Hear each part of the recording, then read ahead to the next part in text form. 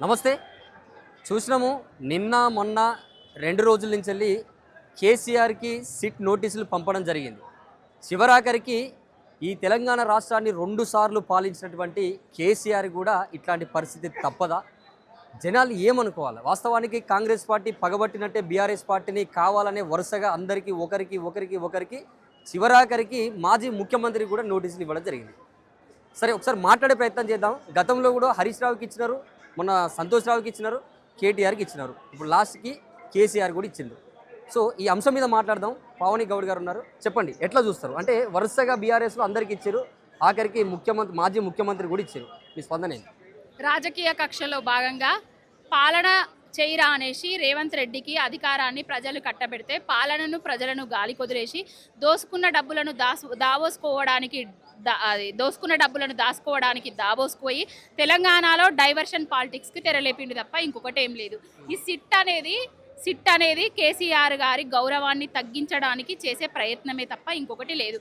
ఎక్కడ కేసీఆర్ గారి గౌరవానికి ఎక్కడ ఇబ్బంది కలగదు. చట్టాలను గౌరవించే వ్యక్తిగా ఆయన వస్తున్నారు, చట్టాన్ని గౌరవిస్తూ విచారణకు సహకరిస్తున్నారు.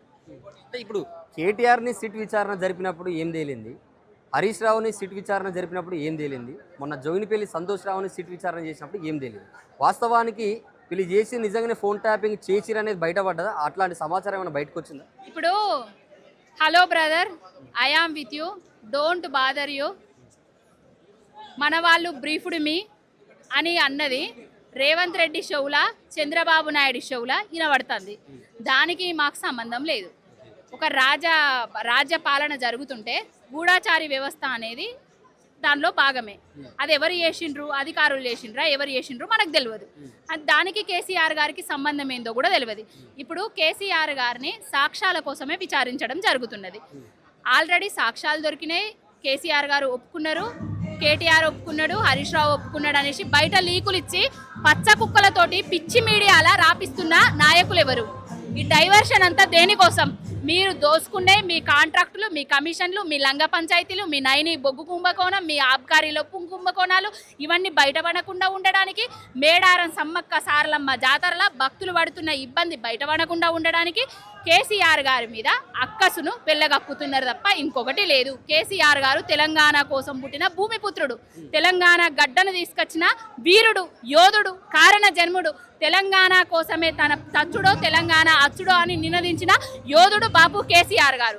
తెలంగాణకు ఎక్కడ అన్యాయం జరిగినా, ఎక్కడ అడ్డంకులు జరిగినా కూడా ఆ పుత్రుడు వస్తాడు, ఆ భూమిని కాపాడుకుంటాడు. తెలంగాణ వ్యాప్తంగా కూడా మొత్తం బీఆర్ఎస్ ఒక పిలుపునివ్వడం జరిగింది.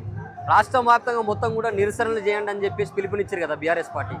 మరి ఈ విచారణ అనేది శాంతియుతంగానే పోతారు, సిట్ అధికారుల ముందర జరుపుతారు కదా, మరి అందులో ప్రాబ్లం ఉంది. బీఆర్ఎస్ పార్టీ నిరసన ఎందుకు పిలుపునిచ్చారు? మరి తెలంగాణ ఆత్మకు అగౌరవం కలుగుతుంది కాబట్టి మేము నిరసించడం జరుగుతుంది. దేనికోసం? తెలంగాణ ఆత్మనే బాపు కేసీఆర్ గారు, తెలంగాణ తెచ్చిందే బాపు కేసీఆర్ గారు. తెలంగాణ మీద బురద రాజకీయాలు జల్లడానికే ఓ బురద గుంటలో కూరుకపోయిన పంది వేస్తున్న ఏవైతే కార్యక్రమాలు ఉన్నాయో అవన్నీ పటాపంచలు చేయడానికే మా వాళ్ళందరూ నిరసనలకు.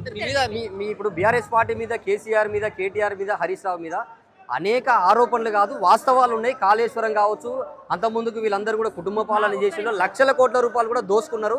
ఇంకా చాలా ఉన్నాయి ఇప్పేది. ఇది జస్ట్ ఇది సిట్ విచారణ అని చెప్తా ఉన్నారు. కాళేశ్వరం ప్రాజెక్టులా లక్షల కోట్ల అవినీతి అనేసి బీజేపీ కాంగ్రెస్ రెండు అన్నారు.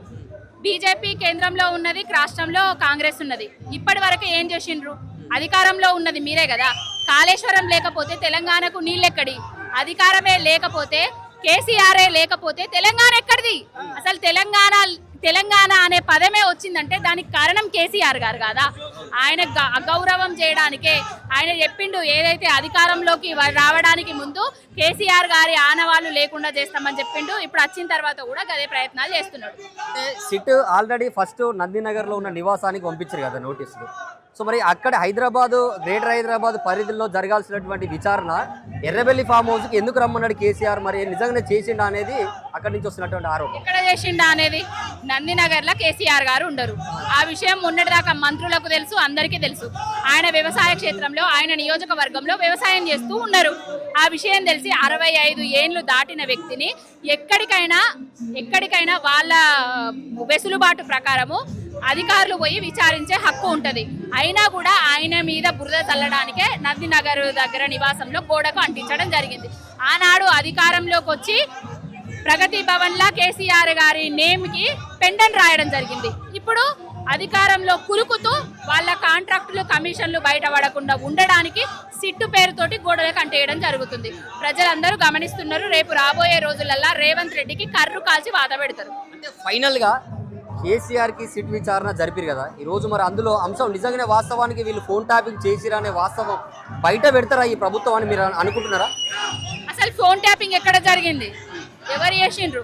రేవంత్ రెడ్డి అనేటోడు ఒక దొంగ. ఆ దొంగ అందరినీ దొంగని చేద్దామని చూస్తున్నాడు తప్ప ఇంకొకటి ఏం లేదు.